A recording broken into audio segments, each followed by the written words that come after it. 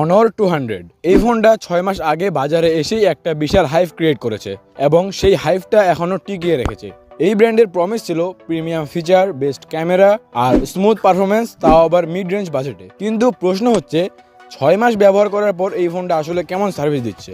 আজকের ভিডিওতে আমরা আলোচনা করব অনার 200 এর ডিসপ্লে, ক্যামেরা, ব্যাটারি আর সফটওয়্যার পারফরমেন্স সব কিছু নিয়ে। এছাড়াও এই 6 মাসে কি কি সমস্যা ফেস করছি এবং আপডেটের পরে ফোনটা কেমন সার্ভিস দিচ্ছে সব কিছুর অনেস্ট রিভিউ তুলে ধরার চেষ্টা করব।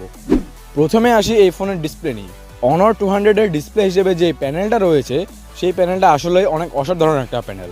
অনেস্টলি বলতেছি, এই ফোনের ডিসপ্লেটা এখনো চোখে লেগে থাকার মতোই ভাইব্রেন্ট। 120 হার্জ রিফ্রেশ রেট এখনো স্মুথ আছে, কিন্তু কিছু সময় স্লাইড ফ্রেম ড্রপ ফিল হয়েছে, যেটা অনেকেই খেয়ালই করতে পারবে না, তবে ফ্রেম ড্রপ দেখা যায়। পিক ব্রাইটনেস এখনো ইমপ্রেসিভ, আউটডোরে ব্রাইটনেস ভালোই পাচ্ছি, টাচ রেসপন্স অ্যাকুরেট, যদিও একবার সফটওয়্যার আপডেটের পর স্ক্রিন সেন্সিটিভিটি একটু ইনকনসিস্টেন্ট হয়ে গিয়েছিল, কিন্তু পরবর্তী প্যাচে সেটা ঠিক হয়ে গেছে। আমার কাছে এখনও display colour quality rich and sharp, কোনো নোটিসেবল বার্ন ইন বা কালার শিফট পাইনি। আই কমফোর্ট মোড ব্যবহার করছি প্রায়, আর সেটা ভালোই কাজ করছে। এক কথায় এই ডিসপ্লেটা অনেক ভালো একটা ডিসপ্লে। 35,000 টাকা বাজেটের মধ্যে সেরা ডিসপ্লেগুলোর মধ্যে এইটা একটা। এই 6 মাসের ডিসপ্লেতে কোনো প্রকারের সমস্যা হয়নি, আর আশা করা যায় ভবিষ্যতেও হবে না। আর হ্যাঁ, এই ফোনে কিন্তু গ্রিন লাইনের তেমন একটা আশঙ্কা নেই। এই ফোনে এখনও গ্রিন লাইন দেখা যায়নি, সুতরাং আশা করা যায় গ্রিন লাইন নিয়ে আমাদের চিন্তা করতে হবে না।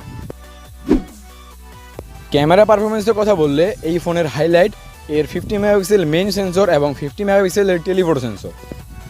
ডেইলাইট ফটোস এক কথায় দুর্দান্ত। শার্পনেস আর কালার রিপ্রোডাকশন এখনও ফ্ল্যাগশিপ লেভেল ফিলিং দেয়। বাট প্রথমে যখন কিনেছিলাম তখন যে ক্যামেরা আউটপুট বা পারফরমেন্সটা পেয়েছিলাম এখন সেটা একটু কমে গিয়েছে। এইটা হয়তো আপডেটের কারণে হয়েছে, তবে ক্যামেরার এই পার্থক্যটা সাধারণভাবে বোঝা যায় না। যদি দুইটা ছবি পাশাপাশি রেখে কম্পেয়ার করা হয় তাহলেই বোঝা সম্ভব। তবে ক্যামেরায় অনেক বেশি ডাউনগ্রেড হয়েছে এমনটাও কিন্তু নয়। লো লাইট পারফরমেন্স কিছুটা ইনকনসিস্টেন্ট, নয়েজ কখনো বেশি কখনো ম্যানেজ করা। এই ফোনের পোর্ট্রেট শট মারাত্মক ভালো, এই ফোনকে বলা হয় পোর্ট্রেট মাস্টার। এই বাজেটে এই ফোনের থেকে ভালো পোর্ট্রেট অন্য কোনো ফোন দিতে পারে না। শুধু এই বাজেটে না, এর থেকে আরও 8 থেকে 10,000 টাকা উপরে বাজেটে অন্যান্য ফোনগুলোও এর সাথে টক্কর দিতে পারবে না। আর এইটাই এই ফোনের সবচাইতে বড় হাতিয়ার। পোর্ট্রেট শট, ফ্রন্ট ক্যামেরাতেও ভালো, এজ ডিটেকশন ক্লিন, কিন্তু স্ক্রিন টোন মাঝে মাঝে রেডিশ হয়ে যায়। আমি যেইগুলো বললাম এইগুলো এখনকার অর্থাৎ 6 মাস পরের ক্যামেরার অবস্থা। ক্যামেরার এই ডাউনগ্রেডগুলো খুব বেশি ভালো করে না দেখলে বোঝা যাবে না। ভিডিও রেকর্ডিং 4K 30 FPS পর্যন্ত সাপোর্ট করে। স্টেবিলাইজেশন মোটামুটি ডিসেন্ট, তবে হেভি মুভমেন্টে shake noticeable. Zoom performance average to decent, sharpness কিছুটা রিডিউস হয়। ক্যামেরা অ্যাপ বেশ রেসপন্সিভ, আর 6 মাসে মোট 3টা ক্যামেরা টিউন্ড OTA আপডেট এসেছে। 6 মাস পরেও এই ফোনটা এই পরিমাণে ক্যামেরা আউটপুট দিচ্ছে, এটা সত্যি অবিশ্বাস্য। ব্যাটারি এক্সপিরিয়েন্স বা ব্যাকআপের কথা বললে 5200 mAh ব্যাটারি এখনও ফুল ডে ব্যাকআপ দিচ্ছে। আমার ডেইলি ইউসেজে social media, photography, occasionally gaming, এই সব কিছু দিয়ে ব্যাটারি ইজিলি একদিন টিকে যাচ্ছে। 100 ওয়াট ফাস্ট চার্জিং এখনও লাইটনিং স্পিডেই কাজ করছে। 0 থেকে 50% চার্জ হতে সময় লাগে মাত্র 18 থেকে 20 মিনিট, আর ফুল চার্জ হতে সময় লাগে মাত্র 40 মিনিটের মতো। তবে হ্যাঁ, শুরুতে যেমন ব্যাকআপ পাচ্ছিলাম এখন সেই ব্যাকআপটা পাচ্ছি না।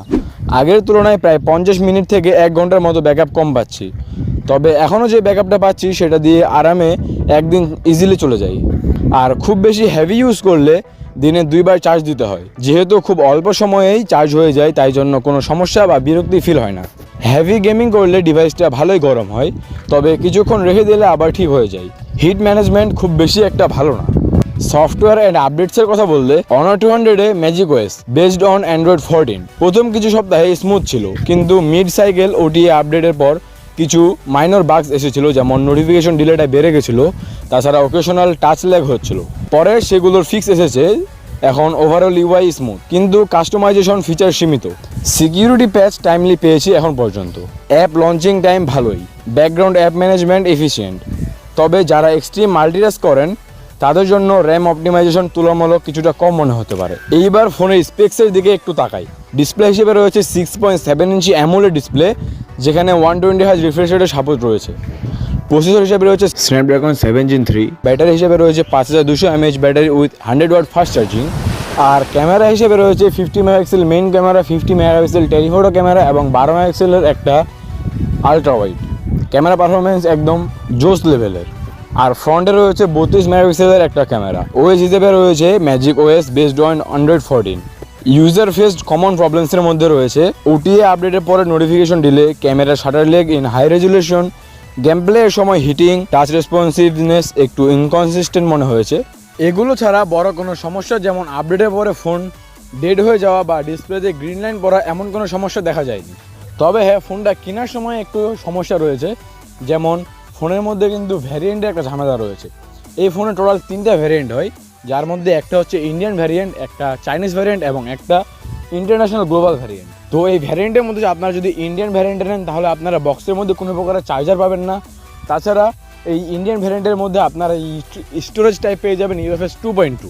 অ্যান্ড যদি চাইনিজ ভ্যারিয়েন্টে নেন তাহলে আপনারা বক্সের মধ্যে চার্জার পাবেন, সাথে স্টোরেজ টাইপ পাবেন UFS 3.1।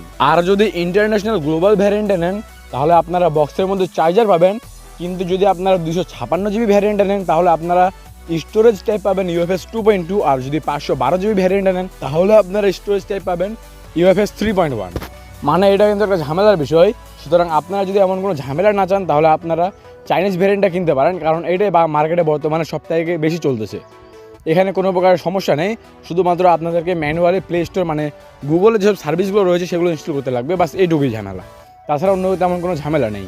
আর ফোনটা কেনার সময় একটু খেয়াল রাখবেন যে বর্তমানে কিন্তু এই ফোনের সাথে অনেক ধরনের ফেক চার্জার পাওয়া যাচ্ছে, অর্থাৎ বক্সগুলো খুলে চার্জারগুলো চেঞ্জ করে দেওয়া হচ্ছে, বা কোনো ফোন তো আবার সার্ভিস করা ফোনগুলোকে নিউ বলে সেল দেওয়া হচ্ছে। তো নেওয়ার সময় এটা একটু দেখে শুনে নেবেন। যদি আপনারা নেন তাহলে বিশ্বস্ত কোনো একটা দোকান থেকে গিয়েই নেবেন। আর অবশ্যই ফ্যাক্টরি সিল যেটা বক্স থাকবে সেটাই নেবেন। ফ্যাক্টরি সিল বক্স চেনার অনেকগুলো উপায় রয়েছে, যার মধ্যে প্রাথমিক দু একটা উপায় হচ্ছে আপনাদের যখন বক্সটা দেখবেন তখন বক্সটার যে সিলটা থাকবে সেখানে কোনো প্রকার জয়েন্ট থাকবে না। যেটা ফ্যাক্টরি সিল থাকবে সেখানে কোনো প্রকার জয়েন্ট থাকার প্রশ্ন আসে না, সেটা একদম ক্লিন থাকবে। আর যেটা বাংলাদেশের মধ্যে সিল করা হবে সেটার মধ্যে কিন্তু একটা জয়েন্ট থাকবে আর কি, আপনি জয়েন্টটা দেখলে বুঝতে পারেন বড় একটা জয়েন্ট থাকবে। তাছাড়া যেটা ফ্যাক্টরি সিল বক্স সেটা খোলার সময় বক্সটা অনেক টাইট থাকবে, সহজে খুলতে চাইবে না। আর যেটা বাংলাদেশে খোলা হয়েছিল, খোলা হয়ে আবার কিছু চেঞ্জ করা হয়েছে, সেই বক্সের মধ্যে কিন্তু বক্সটা খোলার সময় খুব বেশি টাইট ফিল হবে না, নরম ফিল হবে। তো সব দিক বিবেচনা করলে Honor 200 একটা সলিড ফোন, 6 মাস পরেও পারফরমেন্স স্ট্রং রয়েছে, ব্যাটারি লাইফ, ডিসপ্লে কোয়ালিটি আর ক্যামেরা আউটপুট সন্তোষজনক। যদি আপনি একটা রিলায়েবল মিড রেঞ্জ ফোন খুঁজেন যা লং টার্ম ইউজেজের জন্য ক্যাপাবল, তাহলে Honor 200 এখনও একটি ভালো চয়েস হতে পারে। যাই হোক, এই ছিল আমাদের আজকের ভিডিও ভালো লাগলে একটা লাইক দিবেন, কমেন্ট করবেন, শেয়ার করবেন এবং পরবর্তী ভিডিওগুলোর জন্য আমাদের চ্যানেলটা সাবস্ক্রাইব করে রাখবেন। ধন্যবাদ সবাইকে এতক্ষণ পর্যন্ত সাথে থাকার জন্য। দেখা হবে পরবর্তী কোনো এক ভিডিওতে, ততক্ষণের জন্য আসসালামু আলাইকুম।